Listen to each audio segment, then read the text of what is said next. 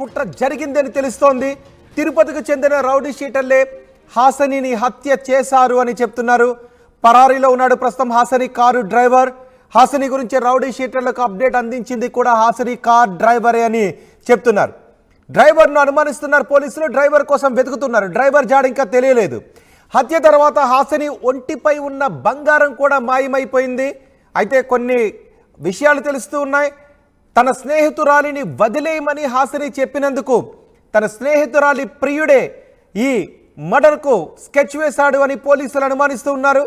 మరోవైపు వారం రోజుల క్రితం నంద్యాల కలెక్టర్కు హాసినిపై హిజ్రాల సంఘం ఫిర్యాదు చేసింది.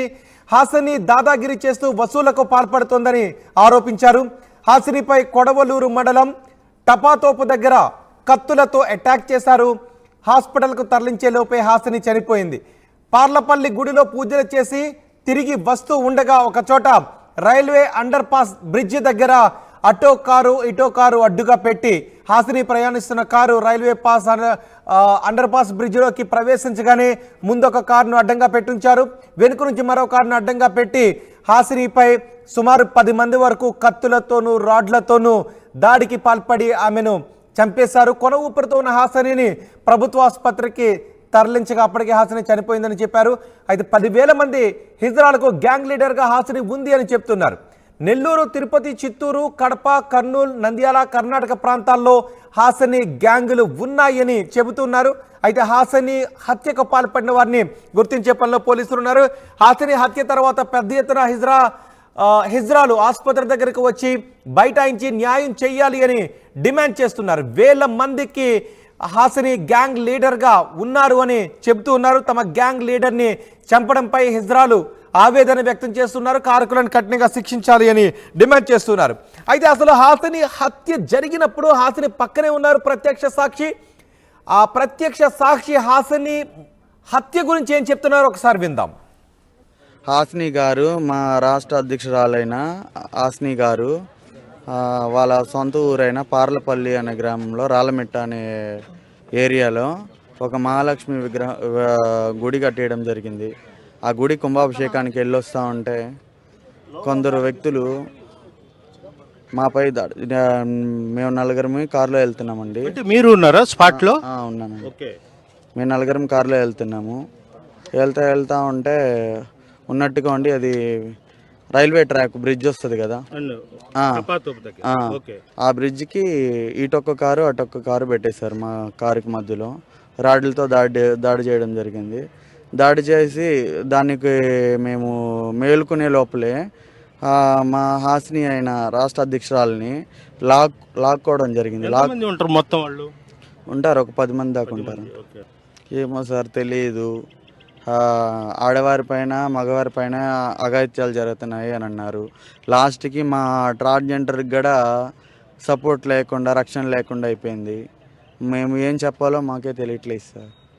మా కమ్యూనిటీలో ఒకప్పుడు ఎవరికి రేషన్ కార్డులు కానీ ఆధార్ కార్డులు కానీ ఎవరికి లేని దుస్థితిలో ఉన్న జిల్లాలు మొత్తం అందరినీ ప్రోత్సాహంతో ప్రతి ఒక్కరికి రేషన్ కార్డులు కానీ, ఇళ్ల స్థలాలు కానీ, అలాగే పింఛన్లు కానీ, పింఛను ఫస్ట్ మొదలు సీఎం గారు, అప్పట్లో సీఎం గారు చంద్రబాబు నాయుడు గారు ఉన్నప్పుడు పింఛను ఫస్ట్ సీఎం చేతుల మీదుగా అందుకుని సార్ హాసిని గారు. ఇప్పుడు ఈ 6 జిల్లాలు కానీ, నెల్లూరు జిల్లా కానీ, ప్రతి ఒక్క జిల్లాలో ఈరోజు పేరు చెప్పుకొని 4,000 తీసుకుంటున్నారు అని అంటే అది మా రాష్ట్ర అధ్యక్షురాలు హాసిని గారు. ఉదయాన్నే 5:20 గంటలకి పోలీసు వాళ్ళు వచ్చారు. వచ్చి ఈ గుడి ఏందమ్మా, ఎక్కడ ఏం జరిగింది అన్నారు.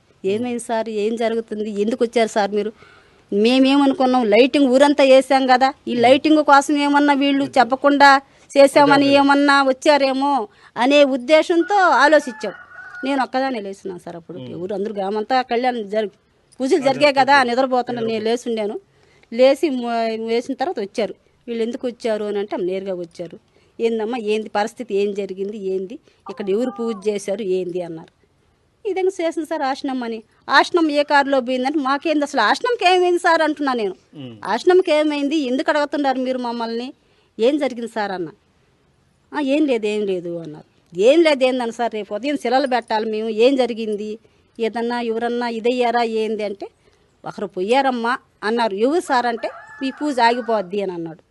ఇదేం సార్, నిద్రలేసి 7:30కి మొత్తం ఉంది చెప్పాను, నేను పోలీసు ఆయన కూడా చెప్పాను. సారే వచ్చాడు 7:15 నిమిషాల కల్లా విగ్రహం పెట్టాలి, ఇక్కడ విగ్రహం పెట్టాల్సిన సమయం ఏం సార్ మీరు చెప్తే ఆగిపోతుందమ్మా అని అన్నాడు. అప్పుడు నేను వెళ్ళి అందరికి కంగారు పడిపోయి అందరికి చెప్పా, ఏందమ్మా ఈ విధంగా జరిగిందంటే, అసలు ఏం జరిగిందో ఏందో అని అంటే వాళ్ళు చెప్పట్లేదు, ఎండబడలేక మీకే తెలుస్తుంది అన్నారు. అన్నాను, పేరు కూడా చెప్పలా, కానీ ఆశ్నమ్మ ఏ కారులో పోయింది అనే వార్త వరకే చెప్పారు. అంటే ఇక్కడ ఉన్నప్పుడేమో మామూలుగా మగపిల్లడుగానే ఉన్నాడు, అక్కడ పోయిన తర్వాత మారింది మనకు తెలియదు. మారిన తర్వాత వచ్చాడు ఒకసారి, వచ్చిన తర్వాత అందరూ పరిచయం, మళ్ళీ అప్పుడప్పుడు వస్తా బాత మారిన తర్వాత వచ్చి అందరికి ముసలి అందరికి 10 రూపాయలు ఇచ్చేవాడు, చేసేవాడు. ఏదైనా మేము కార్యక్రమం చేసుకుని ఫోన్ చేస్తే మాకు ఎంత కావాలంటే 20,000, ఎప్పుడు 100 ఇచ్చేవాడు కాదు, 20,000 ఇచ్చేవాడు, 10,000 ఇచ్చేవాడు. వచ్చి ఇచ్చింది మాకు, అటు సాయం చేసి ఇంత చేసావు నీ పేరు ఉండాలా.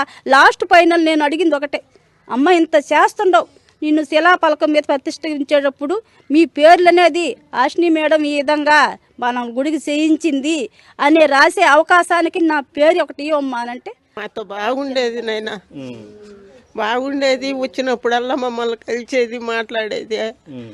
అవ్వా నేనేమి రూపాయి పెట్టబడలేదు, మీరు అన్నీ నేనే పెట్టి చేస్తాను. రేపు కూడా 40 రోజులు పూజకి అయ్యేవారికి డబ్బులు నేను ఇస్తాను. చీరలు కావాలన్నా 40 చీరలు నేను తెచ్చిస్తాను. మళ్ళా 40 రోజుల తర్వాత పెద్ద పూజ చేయిస్తాను. ఏందో డాన్స్ ప్రోగ్రాలు పెట్టిస్తాను అని చెప్పేది. సగంతరాన్నే పోయేసింది. అది మాకు బాధ.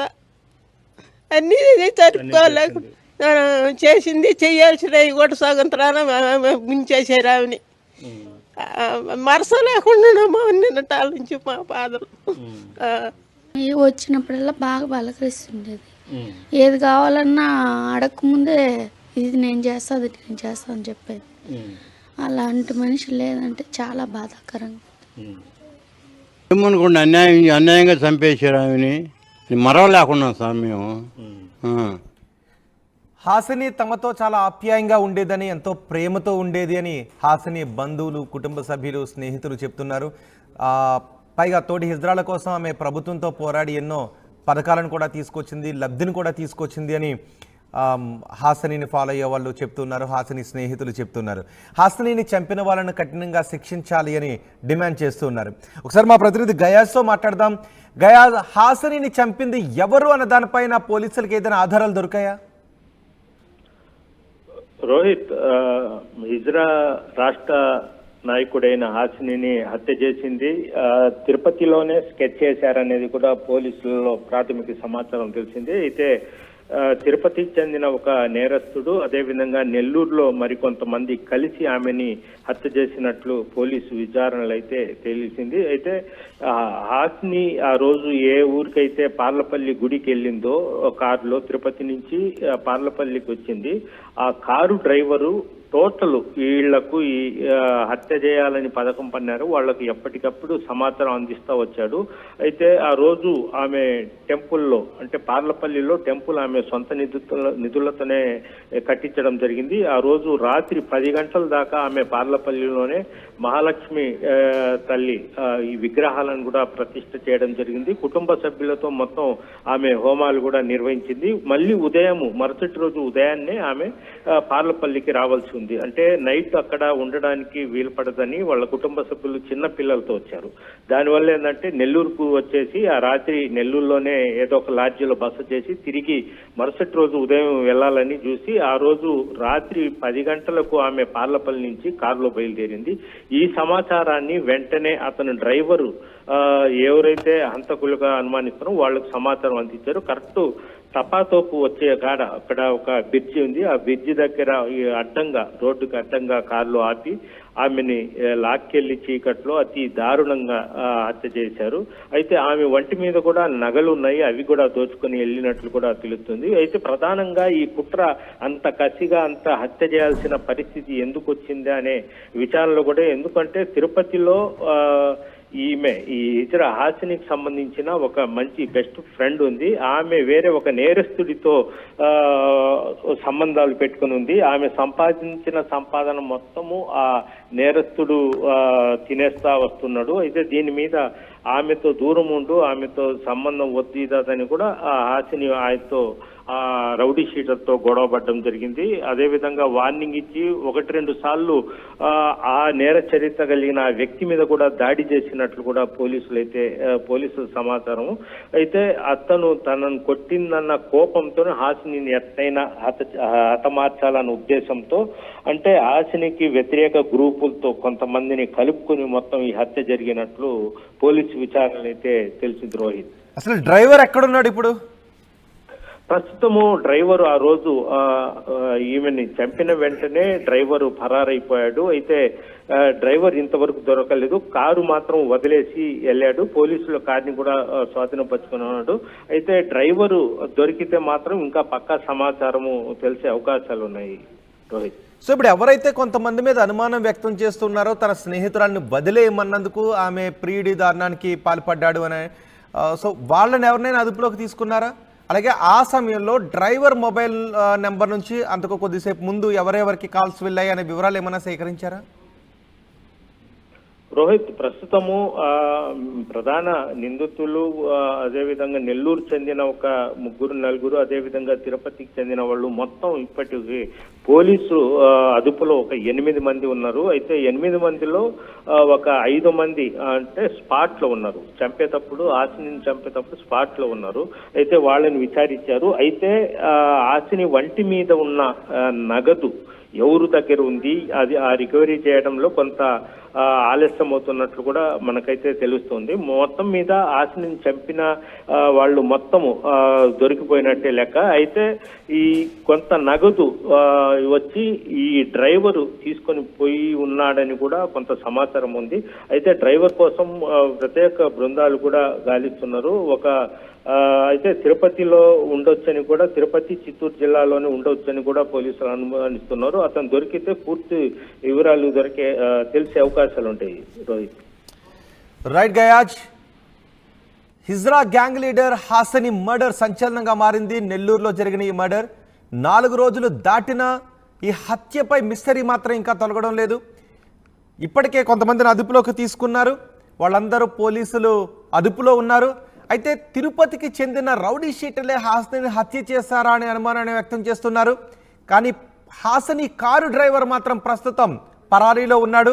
హాసని రాకపోకల గురించి, ఆ సమయంలో హాసని ఎక్కడ ఉంది అనే సమాచారాన్ని ఆ నిందితులకు అందించింది హాసని డ్రైవరే అని చెబుతున్నారు. ఒక రైల్వే అండర్ పాస్ బ్రిడ్జ్ దగ్గరకు వచ్చిన తర్వాత, పైగా అది రాత్రి సమయం, చీకటి, ఆ రైల్వే అండర్ పాస్ దగ్గరకు వచ్చిన తర్వాత ముందుగానే ఇదంతా కూడా డ్రైవర్కి తెలుసు అని చెప్తున్నారు. అండర్ పాస్లోకి వచ్చిన తర్వాత ముందుగా ఒక కార్ని ఆపి ఉంచారు అడ్డంగా.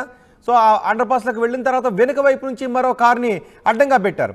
ఆ 2 కార్లలో నుంచి నిందితుడు దిగి వచ్చి, ఇదేదో సినిమా ఫక్కీలో ఫ్యాక్షన్ హత్య మాదిరి 2 కార్లలో నుంచి దిగి వచ్చి మధ్యలో ఉన్న కారులో ఉన్న హాసినిని బయటకు లాగి ఆమెపై రాడ్లు, కత్తులతో దాడి చేసి నిర్దాక్షిణ్యంగా, కిరాతకంగా చంపేశారు. కొన ఊపిరితో ఉన్న హాసనిని ఆమె స్నేహితులు ఆసుపత్రికి తరలించినప్పటికీ హాసని ప్రాణాలు దక్కలేదు, ఆమె చనిపోయింది. హత్య తర్వాత హాసని ఒంటిపై ఉన్న బంగారం మాయమైనట్టుగా తెలుస్తోంది. అయితే తన స్నేహితురాల్ని వదిలేయమని హాసని అడిగినందుకే ఆ స్నేహితురాలి ప్రియుడే, బెంగళూరులో ఉండే స్నేహితురాలి ప్రియుడే చంపేశాడు అనే అనుమానాలను వ్యక్తం చేస్తున్నారు. ప్రస్తుతం పోలీసులు ఈ కేసుపై విచారణ చేస్తున్నారు. కొంతమందిని అదుపులోకి తీసుకుని విచారిస్తున్నారు. పరారీలో ఉన్న డ్రైవర్ కోసం కూడా పోలీసులు గాలిస్తున్నారు.